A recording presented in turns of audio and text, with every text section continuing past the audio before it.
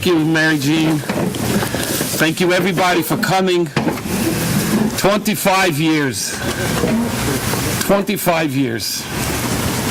We have accomplished a lot. We have accomplished so much. The Rabbi has told us that a Jew, no matter what day of the year it is, always must look to the Torah for inspiration, for a message, to be able to go and lead on. The Rebbe, in his great wisdom, also taught us how not just to be followers, but demands from each and every one of us to become a leader. In today's Torah portion, we read where God commands Aaron, the high servant, the Kohen Gadol, to go into the holy temple on a daily basis.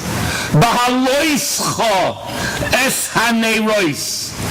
Light the menorah, light the candles. Many rabbis ask, why didn't God say lahadlik es hanerois?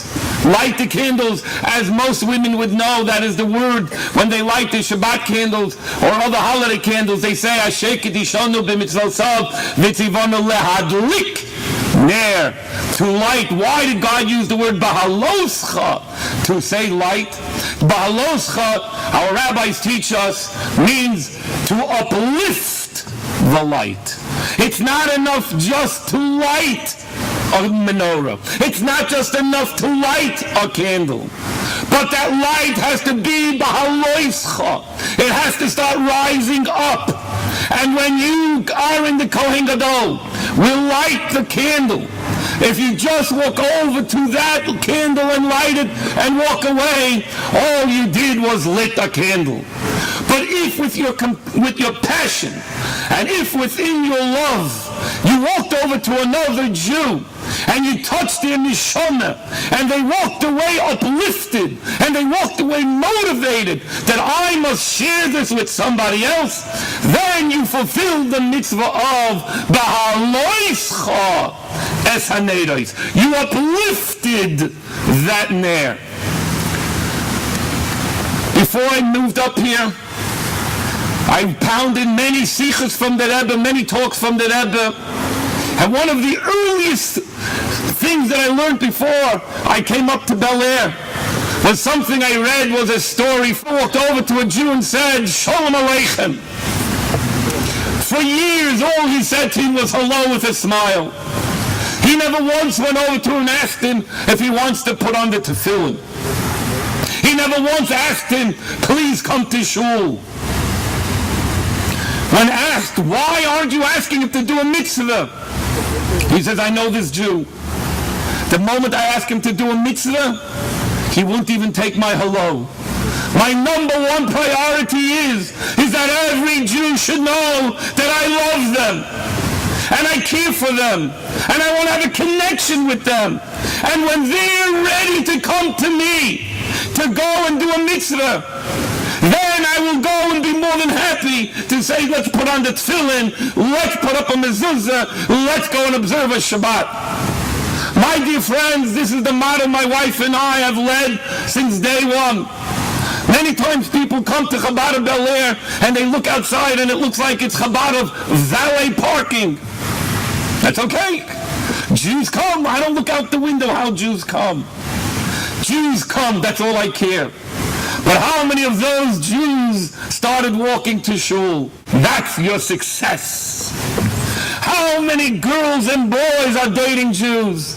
Just because the rabbi has them on a text message, because the rabbi has them on their buddy list, that the rabbi goes and had a bar mitzvah with them, or just plays ball with them.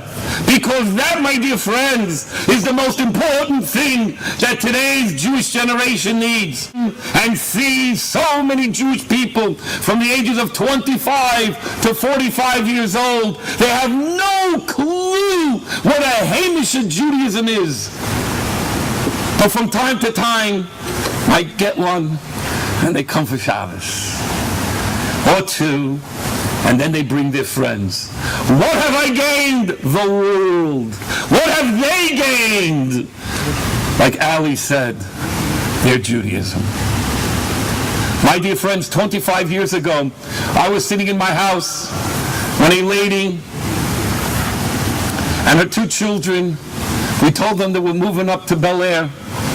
They lived in the Deep Canyon area, and they would love to come to my house on Friday night. The yeshiva boys had a little problem with their teenage girl because she didn't walk in with a mini skirt, but with a mini skirt. But in my house, we don't ask how a Jew walks in. We just ask, please walk in. And they said, how are you going to bring up children there one day? They're going to get corrupt. And I said, God willing, my children will corrupt you.